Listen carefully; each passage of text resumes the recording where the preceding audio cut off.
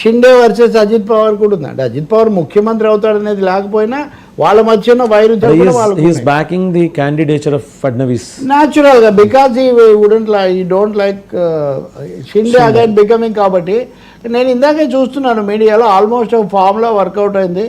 1+2 పద్ధతిలో ఫడ్నవీస్ను ముఖ్యమంత్రిని చేసి వీళ్ళిద్దరిని ఉప ముఖ్యమంత్రులుగా పెట్టే అవకాశం ఉంది అని చెప్తున్నారు. కాదు మమ్మల్ని చేస్తే మేము శివసేనను మళ్ళీ పునరుద్ధరించి పాత కూటమిని తెస్తామని షిండే అంటున్నాడని. బట్ అది జరగకపోవచ్చు, జరిగినా ఎక్కువ రోజులు ఉండకపోవచ్చు. ఇంకొక మాట అన్నింటినీ మించింది బీజేపీ వాళ్ళు చెప్పారు. ఏమంటే 26వ తేదీ ప్రమాణ స్వీకారం చేయాలని ఏం లేదు, అసెంబ్లీ టెక్నికల్గా ఏర్పాటైతే చాలు, పదవి కాలం ముగిసిపోయింది కాబట్టి.